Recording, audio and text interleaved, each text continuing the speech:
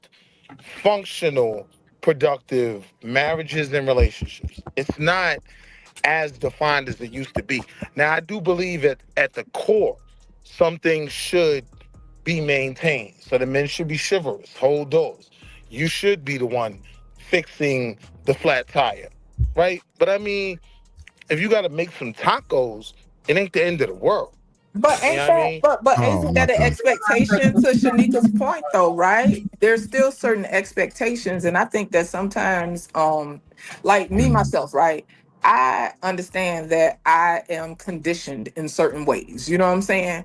Like to me, men and women having these conversations have been conditioned as men and as women. And I think that it shows up in different ways. Like we're evolving to Shanika's point, right? Like people are evolving and moving outside of certain quote unquote gender roles. Whoa. But to me, it would Correct. be remiss to act as if I'm not conditioned a certain way, right? Because even though people are hyper focused on this cooking thing, I ain't gonna hold you. If I'm at the house and there's trash sitting there and he don't take it out, I'ma feel I'm gonna away clean it because up. I'm Right. conditioned a certain way. What do you want to do tonight? The same thing we do every night, Pinky. Try to take over the world.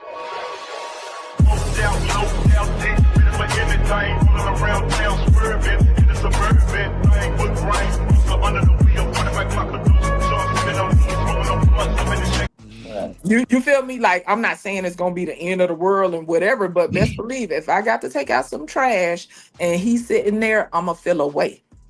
That Can I speak, please, if it's okay? Oh, okay. I guess you better get in there.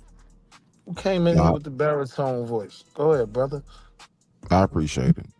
All right, so look, right. This is why a lot of this stuff be real weird as shit to me, even. This nigga. It just I don't get it. So when we talking about all of these, like what I'm gonna do, what I'm not gonna do, you cook, you do this, I shouldn't have to take this out and everything else. My whole question to everybody up here and anybody listening, what in the world were you doing before you met that person? You know, like that's just where my head goes. Good question. Like, see, the thing is that we Break it keep out. talking about what, like, so are the men saying that you just keep a nasty ass house with a whole bunch of carry out containers until you find a woman who can cook, nigga? What were you doing before you met her? I'm curious, like you not folding drawers, so you just got a bunch of nasty ass shit laying around your house?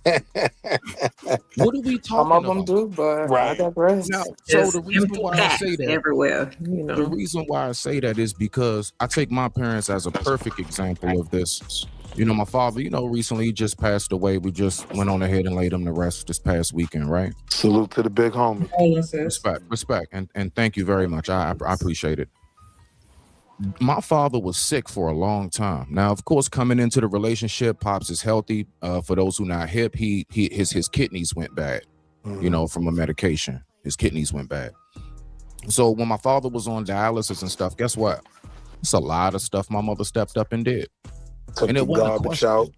Yeah. It wasn't a question. Trash being Yeah. taken out, whatever it is, my mother stepped up. You want to know why? Because she was doing that shit before she met my father. She already knew how to take care of herself. Does anybody ever think about, okay, I got my wife, she's going to do this, she's going to do that. What if something happens to that Yeah. person? What if you guys break up? So you going to go back to being a nasty ass because ain't nobody around to cook? That's why the shit sounds crazy to me when we get to saying all this shit. But I digress. My mic is muted. I just wanted to throw that birdie in your ear. Rock out. Which part Well though? I guess said, I'm trying to family. figure out which part sounded crazy because I think people had already covered that, right? Like under Yeah. certain circumstances, He that disagreed. people would step up, but No, people no, no, no. typically have. Right. No. For the record, I can't hear. yeah. I'm sorry. Hold on. Yeah, nah, for the record, anybody know me, I'm speaking about this space in general. The talking points, a woman needs to cook, a man better this. I'm asking people, what in the world were you doing before you met that person? You waited for that person to come into your life before you started to have that accomplished? Fold your drawers. I could have sworn we supposed, listen, you know, the best relationships are the relationships when two individuals come in as grown as adults who I've been taking care of myself. Whether you're here or not, my drawers get folded, my trash gets taken out, my meals get cooked. whether you're here or not. I don't need you to be here to do that. The only thing I need you to do is not disturb my damn peace and add to it. That's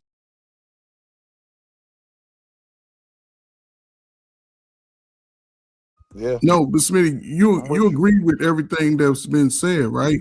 Because the key element comes down to this, right? You had a solid foundation. You said something key that's been agreed upon. By the time you was a teenager, you were self-sufficient. Yeah. Your parents taught you on a balanced scale, and people learned their. It's like we look like our daddies and act like our mamas in a sense. Right. And listen, man. As a boy, teenager, whatever, and it's no one way. It's not one particular way. Because if your son is athletic, let him be athletic. If your son is smart like you, let him be smart like you. If your son is, into eclectic things, let him be eclectic just like you were, and allow that to grow within itself. And it's like, when you are 14, 15, we talk about how the kids suffer, but we in the most information technology age ever in the history. I believe the young folks should be doing a lot better because they focus on emotion, but it's still that sense of learning the basic foundations early, because and I'll say this and I'll shut up. By the time your child is a teenager in today's world, your child can have developed a skill that can make the whole family millionaires. And guess who go protect them? You as a parent. You go make sure nobody take advantage of. It's so much out there for kids to learn and know. It's so many avenues they can just take advantage of developing a natural skill. It takes discipline, though. The one thing I never hear, Uncle Ferg, this is my main point to go ahead, and I'm going to shut up as well. Let the floor, stay open. My whole thing is the way we talk about relationships. The three main things I be noticing is, one, we always give the most horrible, worst damn examples, and that shit scares people off. Like, we don't never give no regular, normal life. It's yeah, so I mean, she got 5 kids, they running around, they dirty hair ain't he combed. beat her. Why do we do that shit? We be scaring people to F. Do y'all not realize what you do when you do that?